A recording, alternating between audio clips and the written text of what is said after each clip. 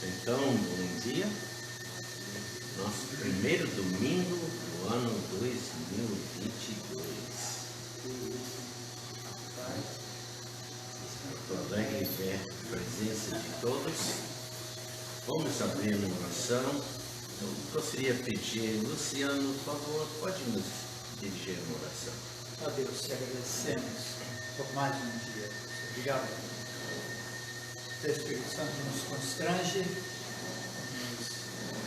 nos empurra a fé, nos anima, nos faz deixar tantos problemas diante de Ti mesmo. Ajuda-nos, ó Deus, a termos a nossa mente centrada, focada aqui nesse momento, nesse lugar, ó Deus, para mais uma vez, abrindo Tua palavra, sendo edificados com a Tua palavra escrita e também com a comunhão dos irmãos aqui. Ajuda-nos, ó Deus, oramos em nome de Jesus. Amém. Semana passada nós começamos nosso estudo sobre profecias da primeira vinda do Messias e começamos focando nossa atenção nos versículos que falam acerca do seu nascimento. E o primeiro foi Gênesis 3,15. O Messias Cristo não herdará a natureza pecaminosa por causa do nascimento virginal. A profecia claramente antecipa o nascimento virginal. Esta é a primeira profecia messiânica e vamos ver no nosso estudo hoje e nas próximas semanas que será ampliada ao longo das Escrituras. Vimos também o nascimento de uma virgem, Isaías 7,14, e falei sobre a palavra sinal, a palavra hebraica, ot, que indica o nascimento sobrenatural de uma virgem. E essa, então, sendo semente da mulher, voltando para Gênesis 15. E também no capítulo 7, versículo 14 de Isaías, vemos que será chamado Emmanuel, Deus é conosco. E eu não estou dando os versículos do cumprimento, mas está em Mateus, capítulo 1 e agora Lucas 7. O quarto versículo que vimos, uma profecia relacionada com o seu nascimento. A matança das crianças em Jeremias 31:15 e cumprido em Mateus 2, versículos 16 a 18, quando Herodes tentou matar o novo rei que nasceu. E essa profecia, eu coloquei aqui, esta profecia enigmática foi cumprido no massacre dos bebês pelo rei Herodes na época do nascimento de Cristo. Nós vimos Jeremias 31, versículo 15, aquela referência de Raquel chorando pelos bebês, né? E em Mateus 2, versículos 16 e 18, podemos ver as criancinhas sendo mortas pelo rei Herodes, enquanto que o que ele estava realmente querendo matar já tinha fugido para o Egito. E ainda em Oséias capítulo 11, versículo 1, nós vimos essa outra profecia de o Espírito Santo aplica Israel como o Messias. E então ele foge para Egito. A fuga é implícita porque para chamá-lo do Egito tinha que ir lá. Então nós temos duas profecias aqui.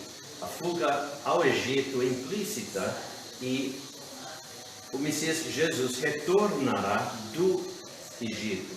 Como Israel, Jacó, e seus 12 filhos historicamente nasceram na terra prometida, mas depois foram desenraizados para viver por um período de tempo no Egito, mas foram então levados para fora do Egito, depois de 400 anos, tornando assim Israel um tipo messiânico.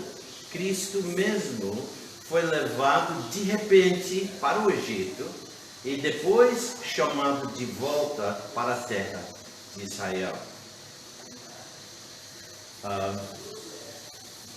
E depois fomos para Miqueias capítulo 5, versículo 2, e foi nesse momento que caiu o internet e depois repegou, mas perdemos o que falei sobre Miqueias 5:2 da semana passada. Continuamos, mas o internet não tem. Então vamos para Miqueias 5 e eu vou tentar recapitular sem entrar em muitos detalhes, e porque realmente nosso alvo não é cavar bem fundo em todas essas profecias, mas para que fiquemos conhecendo as profecias acerca da primeira vinda do Messias. E onde precisamos, claramente, vamos cavar mais fundo, né? Capítulo 5, versículo 2. Miqueias 5:2 diz: E tu, Belém Efrata, posto que pequena entre os milhares de Judá, de ti me sairá o que governará em Israel, e cujas saídas são desde os tempos antigos, desde os dias da eternidade. E com essa profecia, podemos ver o cumprimento em Mateus 2, versículo 1. Eu gostaria que alguém leia para nós, voz alta, para a gravação. Mateus 2:1. Alguém leia para nós.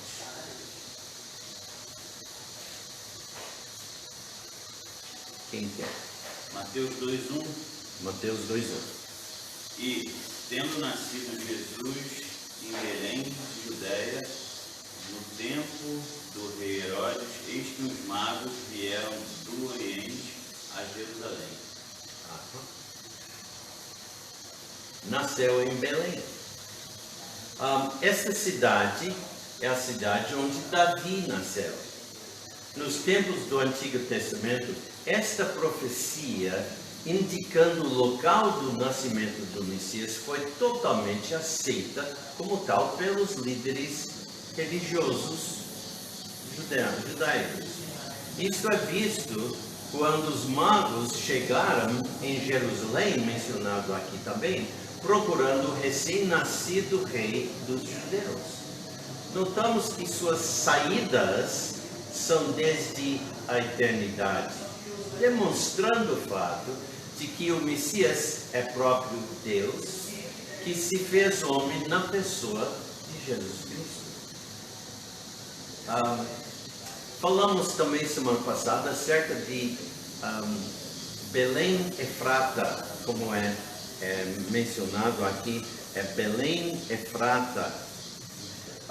Belém, lembra, quer dizer casa de Deus. Beit Lechem. Beit é casa, Lechem, que a gente come de manhã para café, né?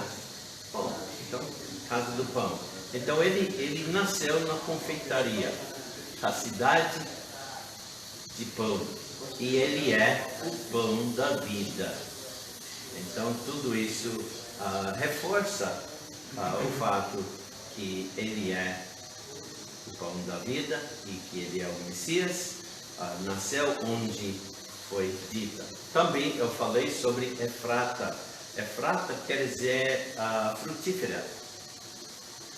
E foi nesse local onde os pastores levitas guardavam os rebanhos de ovelhas e outros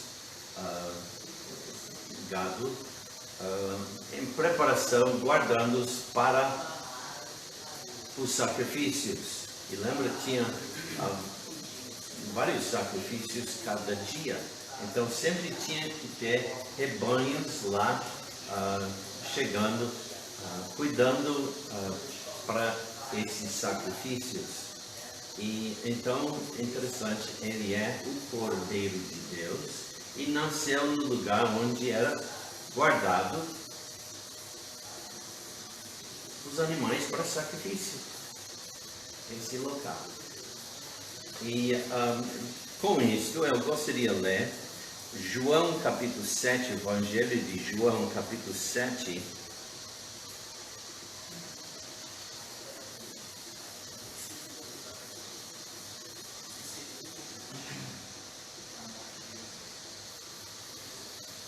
Versículo 42.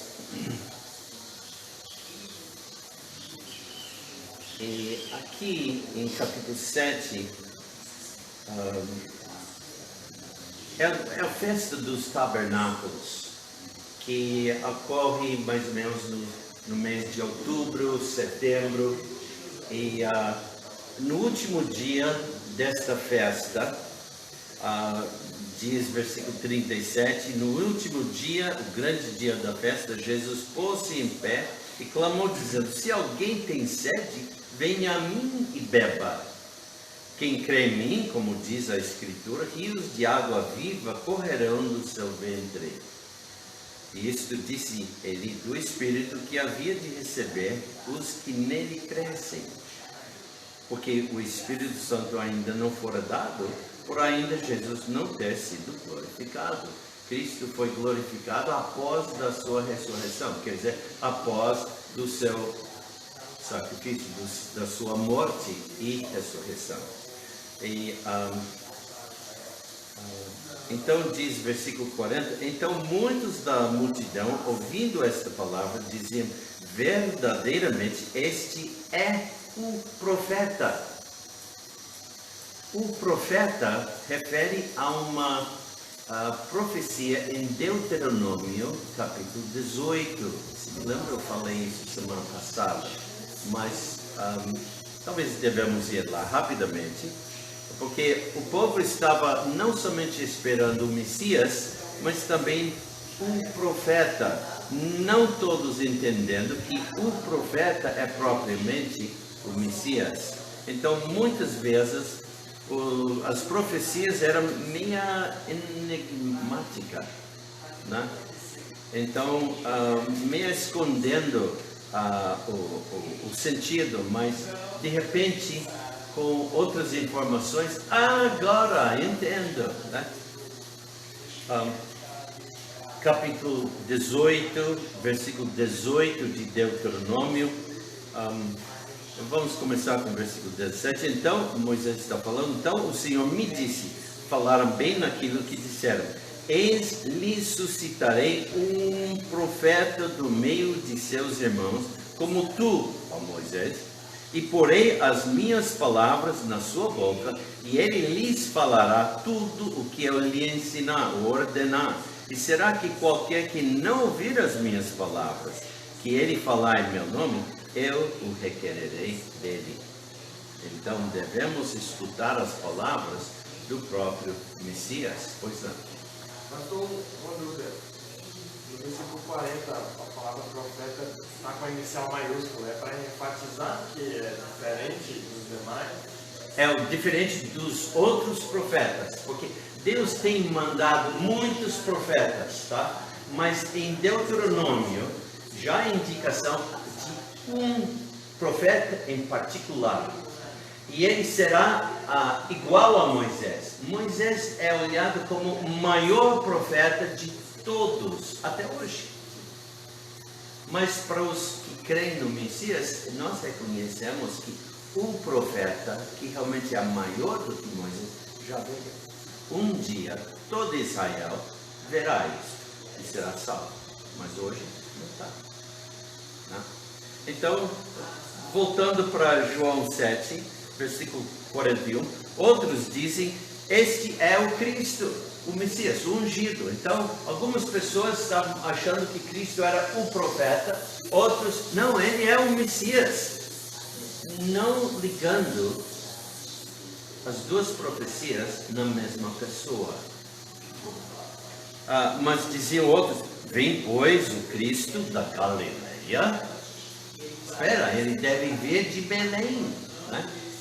Mas lembra como foi? Ele nasceu em Belém, fugiu para o Egito, depois de quase 2 anos de morar em Belém, e depois fugiu para o Egito. Quando voltou para a terra, foi para Galileia. Então, como criança de mais ou menos 5 anos, ele cresceu em Galileia, em Nazaré. Então, obviamente, ele também pegou o sotaque dos galileus e de Nazaré. Então, as pessoas estão, não sabendo de onde ele nasceu, não pode ser, né?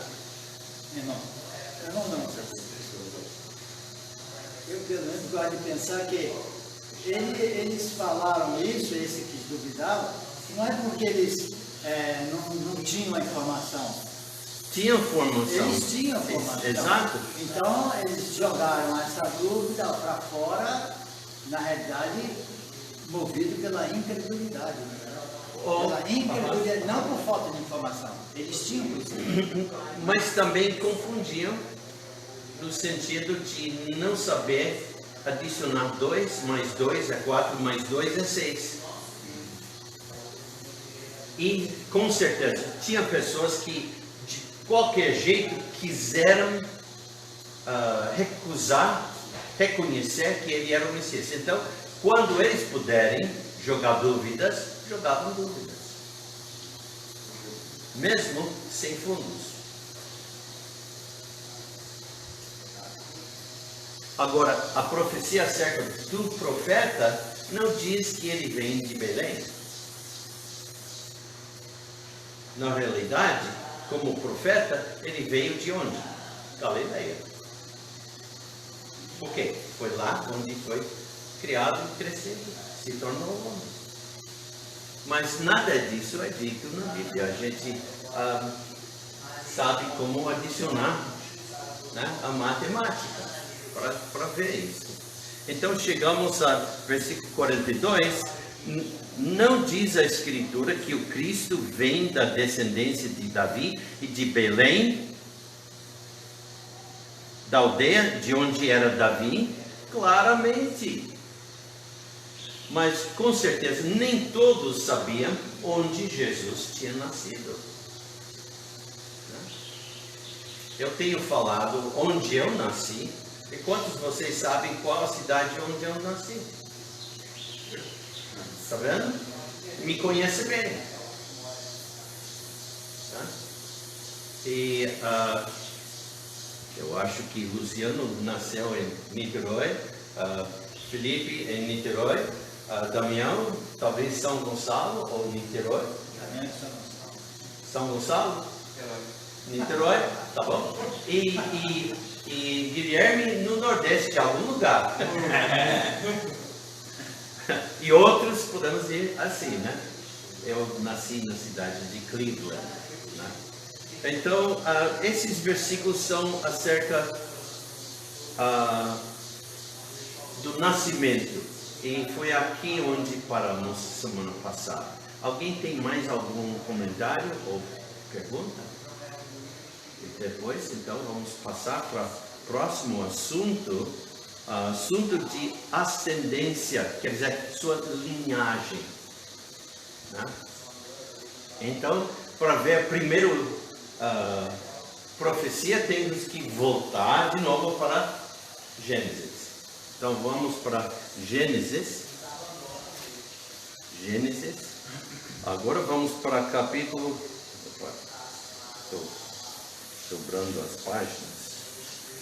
Boa. Ok. Gênesis, vamos para capítulo 17. A linhagem do Messias. Se alguém realmente quer estudar acerca do Messias, deve procurar sua linhagem na Bíblia, começando com os livros de Moisés, porque também ele era profeta e fala acerca de Cristo e as promessas até da nação e tudo, né? Então, em capítulo 17, e vão lembrar, espero, irmãos, sobre nosso estudo acerca das alianças. Então, estamos cobrindo ou repassando sobre certas profecias que já temos estudado, né? Em capítulo 17, versículo 19, 18. E disse Abraão a Deus: quem dera que viva Ismael diante de teu rosto. Lembra, Abraão foi prometido um filho, não recebeu o filho, passou muitos anos, e então Sara e eles conversaram e arrumaram um filho através da sua serva, Agar. E então esse filho está sendo referido aqui. E ele entendeu que Deus estava recusando esse filho de ser o herdeiro. Talvez devemos começar no versículo 15. Disse Deus mais a Abraão: a Sarai, tua mulher, não chamarás mais pelo nome Sarai, mas Sara será o seu nome. Porque eu hei de abençoar e te darei dela um filho, e abençoarei, e será mãe de nações, reis de povos sairão dela. Então caiu Abraão sobre o seu rosto e riu-se, e disse no seu coração: um homem de 100 anos há de nascer um filho, e dará à luz Sara da idade de 90 anos?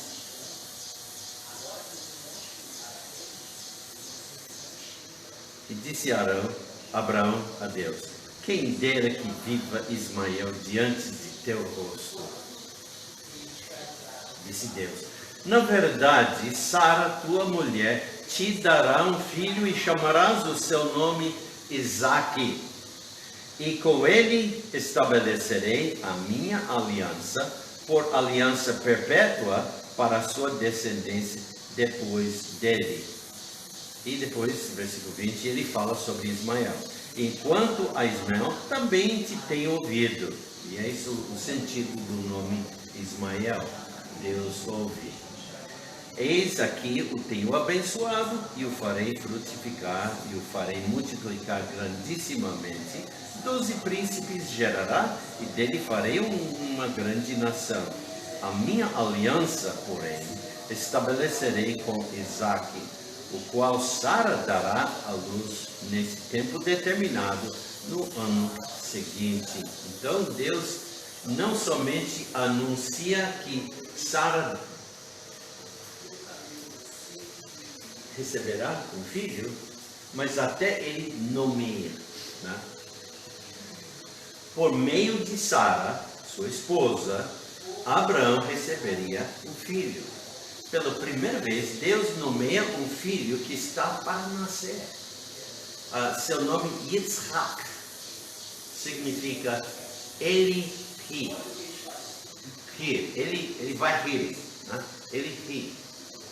Um lembrete da primeira reação de Abraão à promessa impossível, de capítulo 17, versículo 7.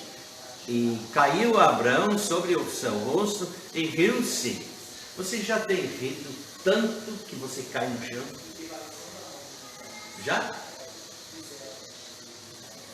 Não ocorre sempre, mas pelo menos uma ou duas vezes na minha vida não podia ficar de pé rindo. Aí isso aconteceu com Abraão. Incrédulo. Essa é a impossibilidade. A minha esposa é tão velha, já parou de costume e tudo. Mas no versículo 19, Deus afirma que Ele estabelecerá uma aliança. Agora,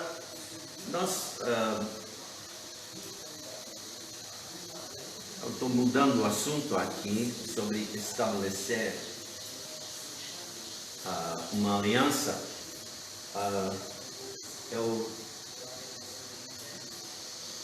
No início, quando começamos a estudar alianças, e estávamos vendo vários tipos de alianças, e vimos a aliança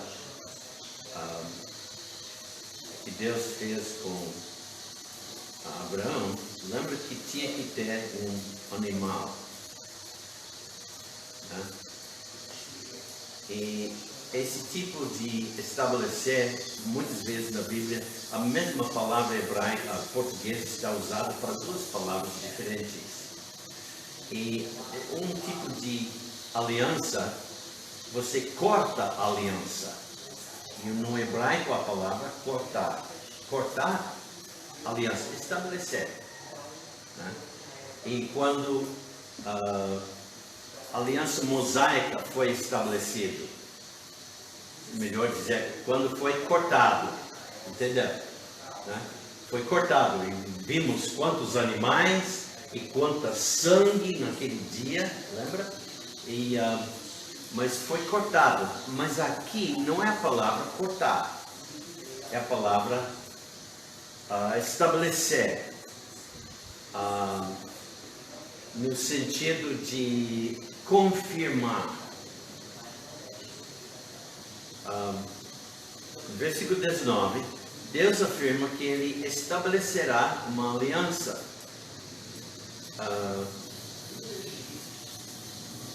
Deixa eu ler tudo que eu tenho aqui, eu já dei em outras palavras, mas normalmente o hebraico seria lido para cortar uma aliança, sendo que um animal iria morrer, sendo dividido em partes, como nós vimos várias alianças. Aqui ele afirma que ele vai estabelecer, quer dizer, confirmar uma aliança, porque foi dada ou pronunciado ou prometido para Abraão anteriormente, mas agora ele está dizendo que no seu filho, então ele vai confirmar a aliança dando mais detalhes. Confirmar uma aliança envolve a manutenção de uma aliança existente. Portanto, Deus não fez uma aliança totalmente nova com Isaac. Lembra? Ele estava confirmando e dando mais detalhes. Ele iria confirmar com Isaac uma aliança persistente, que é a aliança abraâmica. É este Isaac que Sara nos dará, em quem ele ia confirmar a aliança. A ênfase aqui é de um filho diretamente de Sara e não do filho de Agar, outra mulher. Então, tem alguma pergunta? Vimos já Mateus 1:2. Bom, não, hoje não. Vamos para Mateus capítulo 1.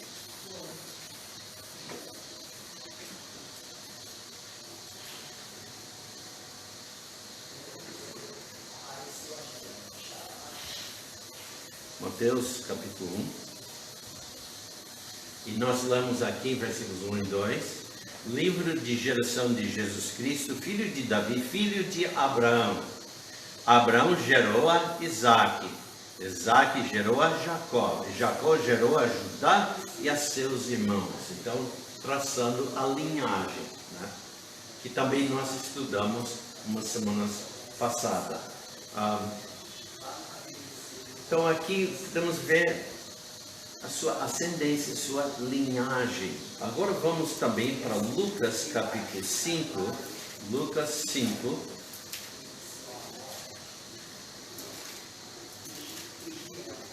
Eu descobri que essa Bíblia é mais fácil ler, mesmo que aquela Bíblia tem letras maiores, mas esse papel parece mais opaco. E o outro, a letra do outro lado está com o problema do meu olho, confunde. Transparente, papel. E cada papel é diferente. não é tudo da mesma grossura e tem papéis que são mais opacos ou mais transparentes, né? Então, essa, sim, dá para ver por trás, né? Mas é mais opaco do que o outro. Então, Lucas capítulo 5, não, Lucas capítulo 3, Lucas capítulo 3, eu quero ler versículos 23,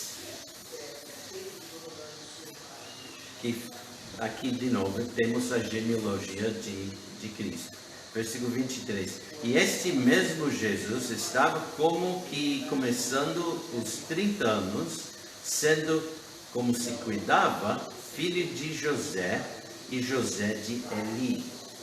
E Eli de Matã, e Matã de Levi, Levi de Melqui, Melqui de Janai, Janai de José, e assim, até chegar a Natã, versículo 31, e Natã de Davi, Davi de Jessé, e assim, né?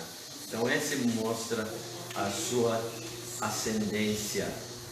Agora, então seria filho de Abraão, mas deu a dica de qual filho? Isaac. E, então, vamos para Gênesis 22 agora, e veremos outra reafirmação e outras informações. Gênesis 21. Gênesis 21.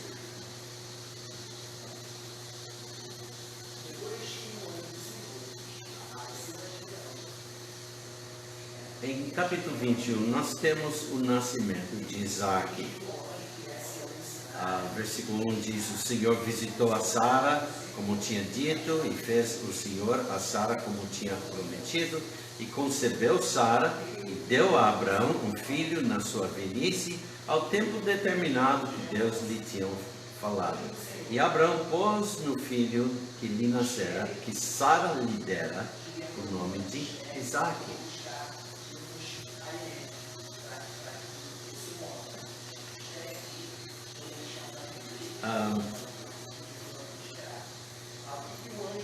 Aqui chegamos no versículo 12.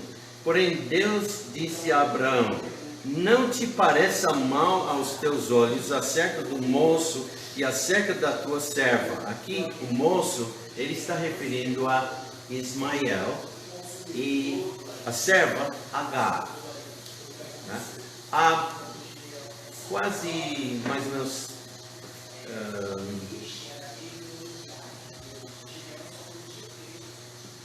12, 13 anos entre a idade de Ismael e Isaías. E Deus reafirma a promessa da descendente de Abraão, sua semente, quer dizer, ou sua posteridade, através de Isaac. Agora, lembra, a palavra, o nome Isaac quer dizer filho. Agora, Yitzhak tem outro sentido, né? Desculpe, Yitzhak é Isaías, mas nós vamos encontrar uma brincadeira com palavras da mesma raiz aqui. Isaac nasceu, como nós lemos, e chegamos ao versículo 4 e diz: e Abraão circuncidou seu filho Isaac, que era da idade de 8 dias, como Deus lhe tinha prometido, ou ordenado, né? E era Abraão da idade de 100 anos, quando lhe nasceu Isaac, seu filho. E disse Sara: Deus me tem feito riso. Outra forma, mesma palavra, raiz, que é do nome Yitzhak ou Isaac. Todo aquele que ouvir se rirá comigo. Quando ela ouviu, lembra no nosso estudo do passado, ela estava dentro da tenda quando ela ouviu que ia dar filho. E ela estava na tenda e o Senhor Deus estava falando com Abraão fora da tenda. E ela também deu risada. Né? Mas riso, há vários tipos de risos. Riso de incredulidade e riso de alegria. Riso de alegria.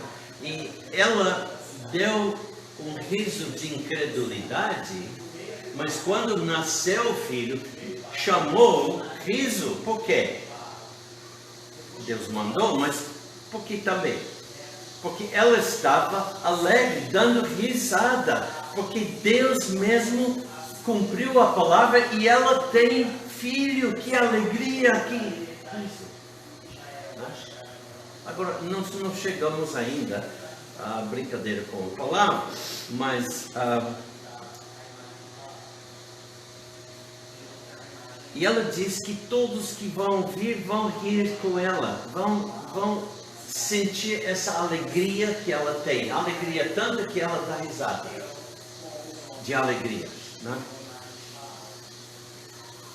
Versículo 6 novamente. Deus me tem feito riso, todo aquele que ouvir se irá comigo. Disse mais, quem diria a Abraão que Sara daria de mamar a filhos, pois lhe dei um filho na sua velhice. E cresceu o menino, e foi desmamado. Então Abraão fez um grande banquete no dia em que Isaque foi desmamado. Então ele estava talvez com 5 anos, 4 anos de idade. A minha esposa tinha costume de deixar as meninas mamar até 2 anos. Pode ser 2 anos, pode ser até 5 anos. Depende da família, das necessidades, da alimentação e todos os costumes. Cresceu o menino e foi desmamado. Então Abraão fez um grande banquete no dia em que Isaque foi desmamado. Uma festa. Jamais mamar. E ele é um grande menininho, né? Assim.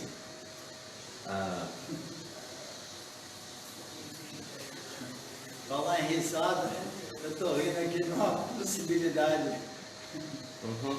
E quem sugeriu o banquete não foi Abraão, não. Foi Sara. Porque vamos ver livre dessa coisa. Eu estou falando isso por causa da Beatriz, coitada. A Beatriz está querendo ser livre de fazer a Ana desmamar e a não larga. Então, irmãos, nós chegamos... A gente dá risada aqui, certo. mas a Beatriz não dá risada não. E a Elisa ainda está dando mamar para... Tá, só uma vez por dia, à noite só, pela noite. Mas aí eu vou sugerir a Beatriz, olha, o dia que você conseguir desmamar a Ana, ó, junta com o Breno aí, caça uma ovelha e faz um banquete. Então nós chegamos ao versículo 9 e encontramos uma coisa interessante. Porque lembra, estamos na festa. Na festa, uma festa sempre tem o quê? Convidados. Há muita gente. Tá? E é uma coisa pública.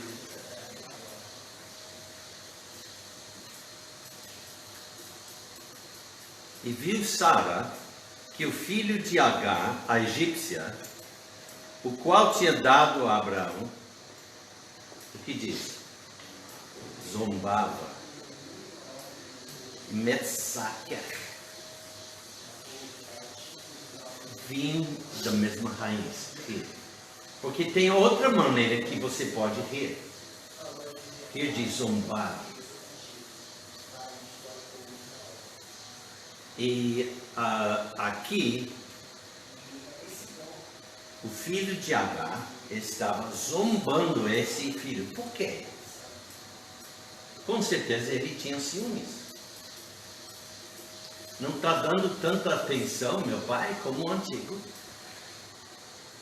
E além disso, eu não vou receber a herança por causa desse menino.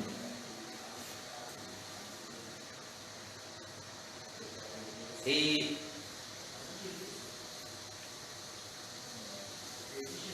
lendo esse versículo em português, a gente não pega tudo.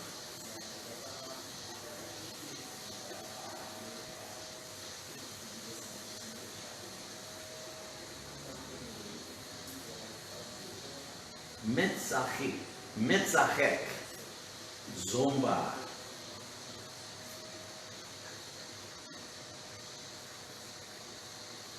E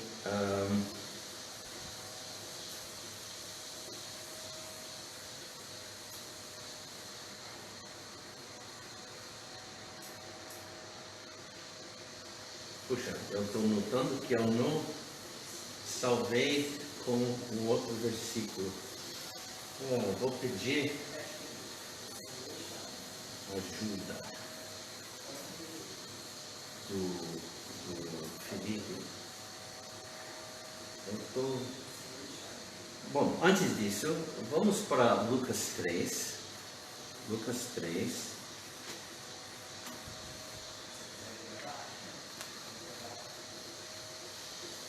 Nós lemos já versículos 23 e 24.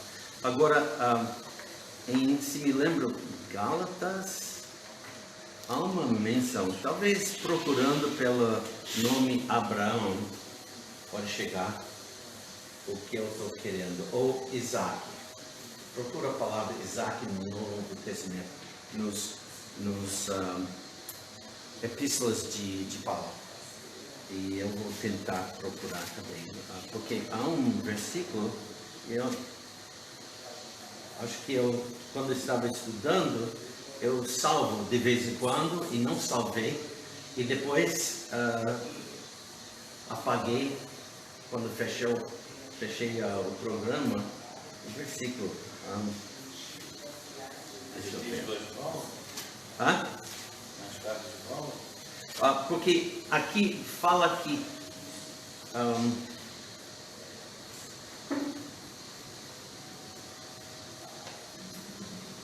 Ismael perseguia Isaac. 4, 28 e 29. Opa, Gálatas, né? 4, 28. Ok, vamos ler isso. Gálatas 4, versículo 28 e 29. Mas nós, irmãos, somos filhos da promessa como Isaque. Mas como então aquele que era gerado segundo a carne perseguia o que o era segundo o Espírito, assim é também agora. Perseguia. O que quer dizer perseguir aqui, Felipe? Você pode procurar no grego. Realmente está faltando uma notação tudo aqui. Mas perseguia no grego diopor.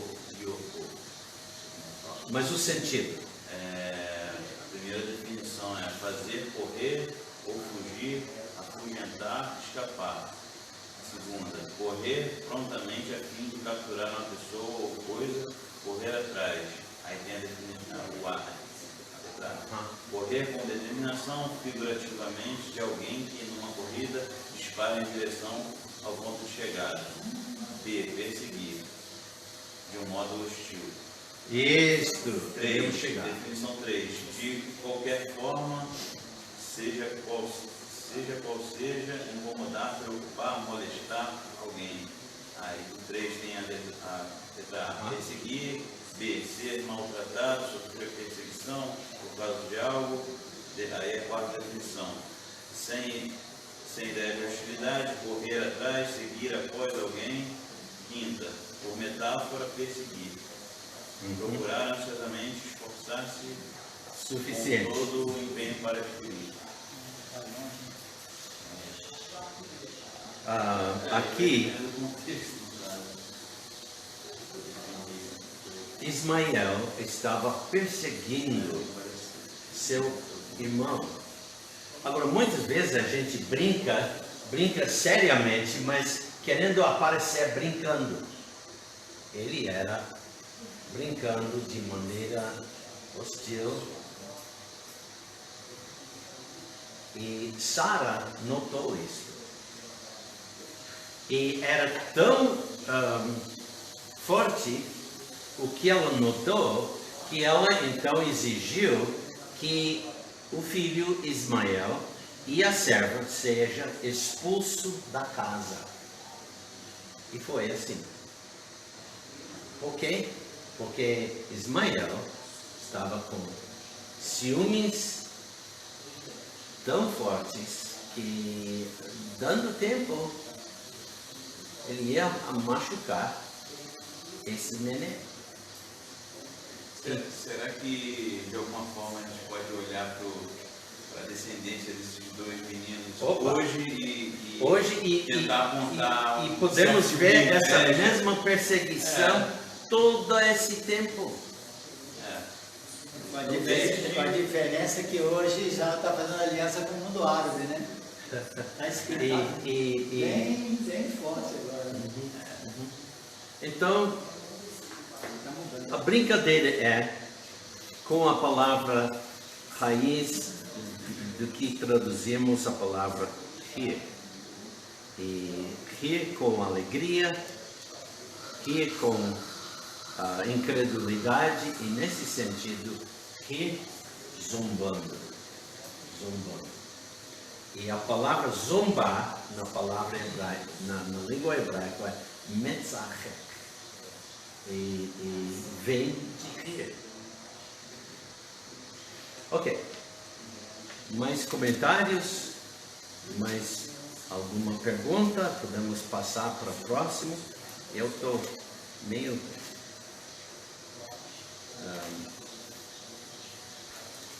perturbado comigo mesmo, porque não salvei o que eu tinha dito, mas entendeu o que eu estava querendo dizer.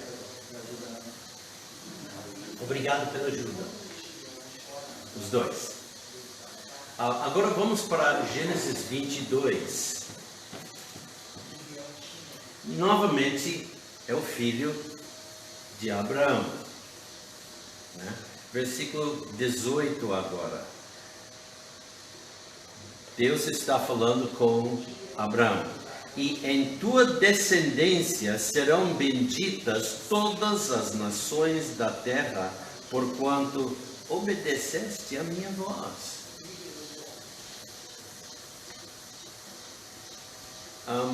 A palavra descendência é a palavra hebraica semente. O primeiro uso, como quando ele estava lendo sobre a perseguição, tem, né? Em versículos 17 e 18 encontramos 3 vezes que Deus usou a palavra semente, e uma coisa interessante está no singular, não sementes ou descendências, é descendente. Então, versículos 17, que deveras te abençoarei e grandissimamente multiplicarei a tua descendência, não descendências, como as estrelas do céu e como a areia que está na praia do mar, e a tua descendência possuirá a porta dos seus inimigos, e em tua descendência serão benditas todas as nações da terra. Deus não está usando o plural, está usando singular. Esse substantivo masculino em hebraico é zera, significa semente, pode ser traduzido grão, descendência, progenie, posteridade, família. E é interessante, em Levítico capítulo 15, versículo 16, e também capítulo 18, versículo 21, e Números 5, versículo 28, está referindo ao próprio Sêmen.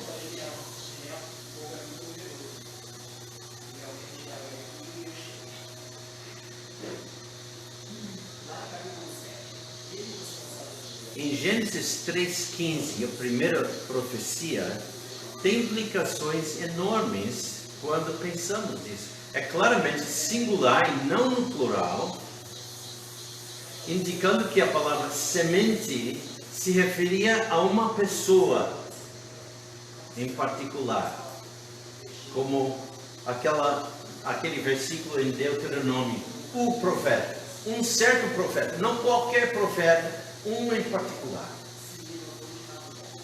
Então, por isso, o povo no tempo de Cristo estava procurando, o profeta? Não, esse é o Messias. Tá?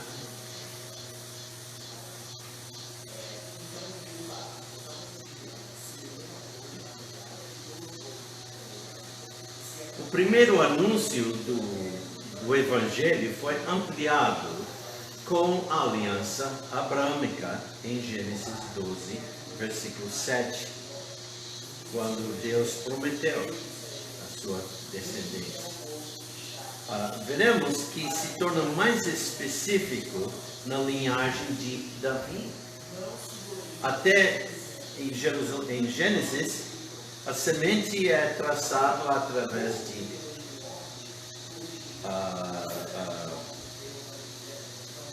Abraão, Isaac, Jacó, né?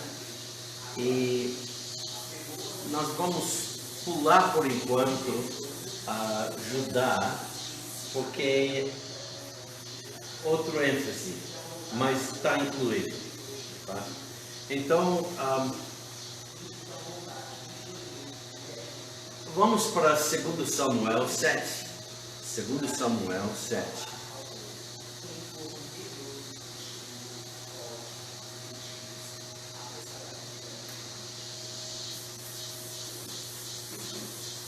Segundo Samuel 7.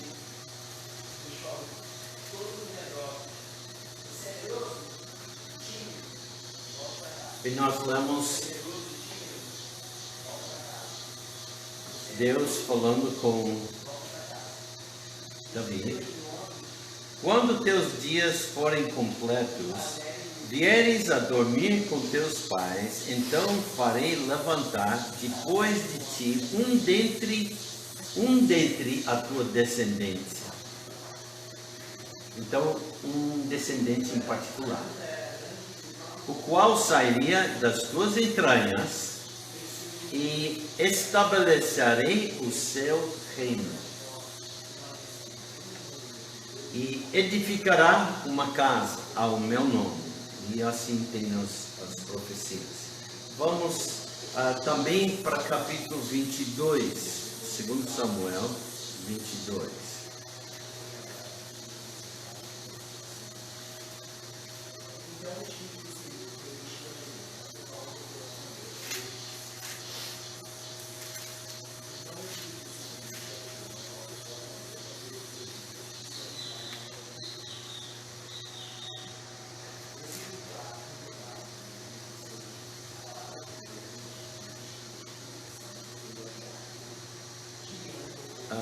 Aqui em Salmo 22,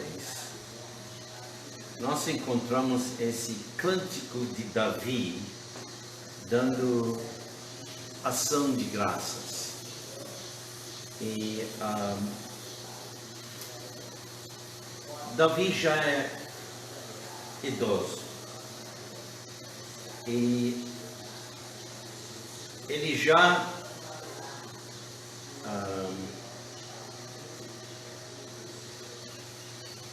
tem indicado quem vai seguir, herdar o trono, Salomão, né? E então ele está cantando, e versículos 50 e 51 nós lemos: Por isso, ó Senhor, te louvarei entre os gentios e entoarei louvores ao teu nome. Ele é a torre das salvações do seu rei e usa de benignidade com o seu ungido, com Davi, e com a sua descendência para sempre. Sua descendência para sempre. Um descendente particular. Agora vamos para Salmo 18. Salmo 18.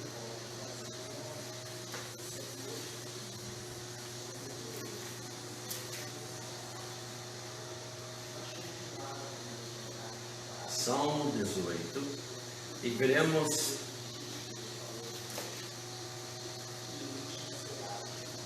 versículo 50. E esse é um salmo de Davi. No início do salmo está uma introdução inspirada que diz: para o músico mor, salmo do servo do Senhor Davi, o qual falou as palavras deste cântico ao Senhor, no dia em que o Senhor o livrou de todos os seus inimigos e das mãos de Saul. E disse, então conta, né? E esse está também, podemos encontrar em 2 Samuel 22, onde é repetida, mas, então, versículo 50, pois engrandece a salvação do seu rei e usa de benignidade com o seu ungido, com Davi e com a sua semente singular para sempre. E agora vamos para Salmo 59. Salmo 59, versículo 4.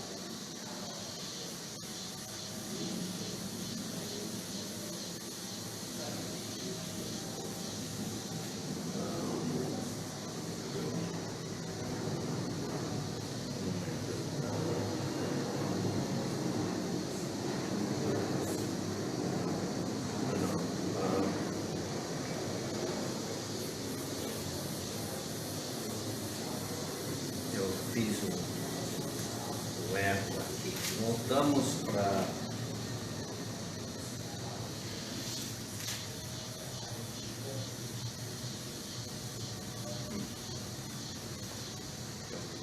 fiz algo errado aqui.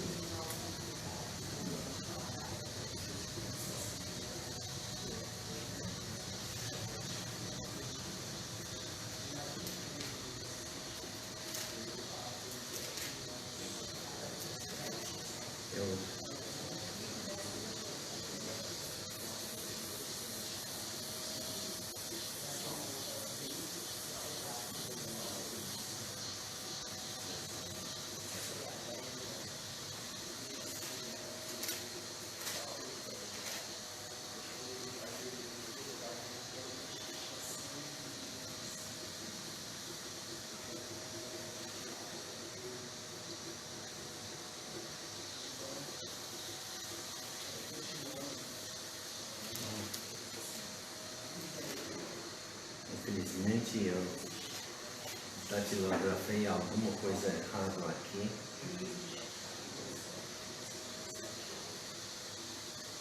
Pastor, né?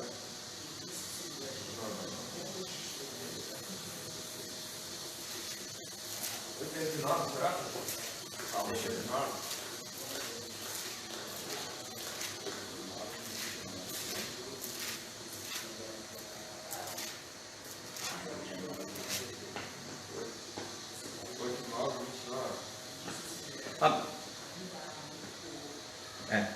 Obrigado. 89. 89, obrigado.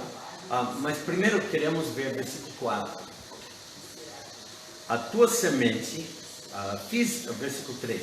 Fiz uma aliança com o meu escolhido e jurei ao meu servo Davi, dizendo: a tua semente estabelecerei para sempre e edificarei o teu trono de geração em geração. Então, afirmando essa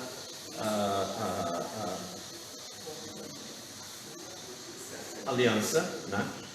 E então vimos isso no versículo 4. Agora vamos para o versículo 29. E conservará para sempre a sua semente e o seu trono como os dias do céu. Isso está dizendo então que como os dias do céu? Oh, lembra, a aliança é eterna. Então, intimando que é eterna mesmo, como os dias do céu. E agora pulando para o versículo 36, a sua semente durará para sempre, e o seu trono como o sol diante de mim.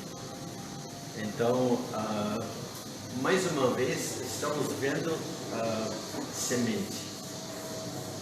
E foi finalmente realizado no Senhor Jesus Cristo. Vamos agora para Romanos capítulo 16. Romanos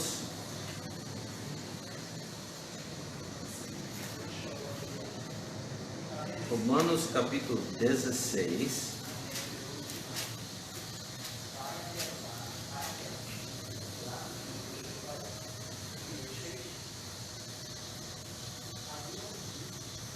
Não.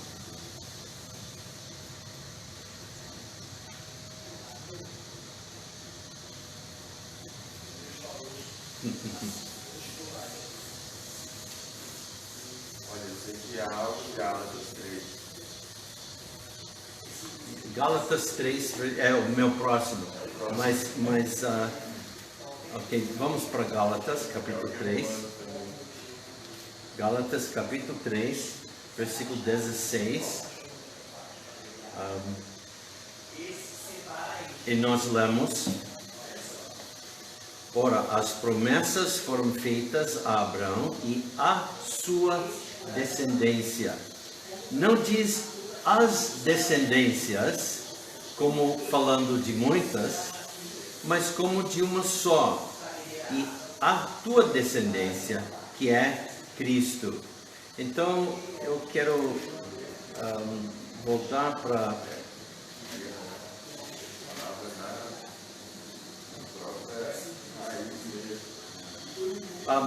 Romanos capítulo 4. Romanos 4, versículo 16. Portanto, é pela fé, para que seja segundo a graça, a fim de que a promessa seja firme a toda a posteridade, não somente a que é da lei, mas também a que é da fé que teve Abraão, o qual é pai de todos nós. E como está escrito, por pai de muitas nações te constituí perante aquele no qual creu, a saber, o Deus, o qual vivifica os mortos e chama as coisas que não são como se já fossem. Mas então,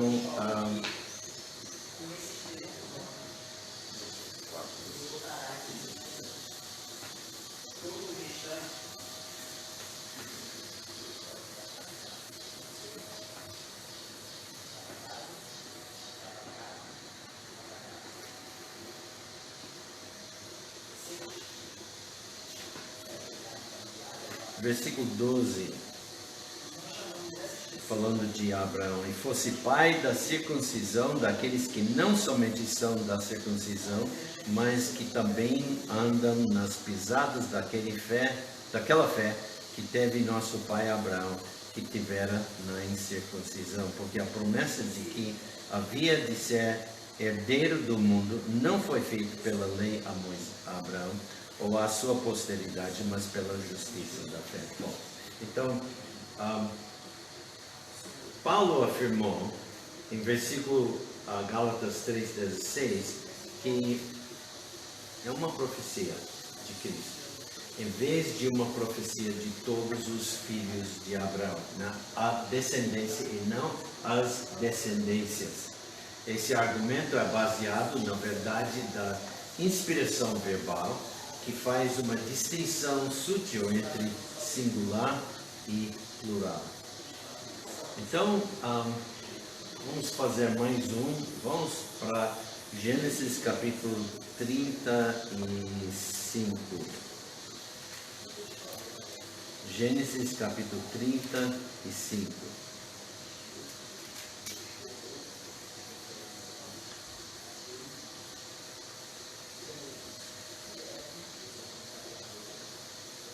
Aqui nós estamos no tempo de Jacó. E vamos ler versículos 10 a 12.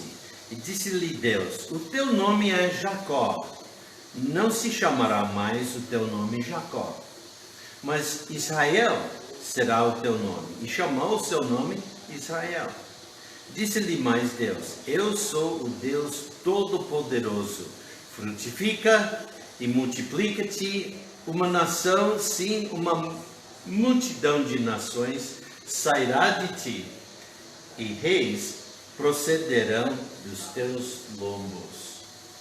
O versículo 10 é a reafirmação da mudança de nome de Jacó, quando foi dado o nome, para Israel. A reafirmação, porque está dado em capítulo 32, versículo 28 também. A primeira vez que Deus diz que muda o nome, né? A partir desse ponto, Deus o chama por ambos os nomes. Deus ordena que ele seja fecundo e se multiplique. Agora, obviamente, isso se aplica a seus filhos. Por quê? Ele já tem sido fecundo, já tem 12 filhos, né? E Deus está dizendo: multiplique, ou ele já se multiplicou, né? Mas agora nos seus filhos. E ele promete: reis viriam dos seus lombos. E esse também era uma profeta para Abraão, em capítulo 17, versículos 6 e 16. Novamente, a terra é prometida pessoalmente a Israel, não apenas a sua semente, sua posteridade. E eu acho melhor terminar aqui, porque agora vamos chegar proximamente para Gênesis 49, versículo 10, que na ascendência o Messias vem da tribo de Judá. Tá? Então é essa onde vamos começar semana que vem. Então vamos orar.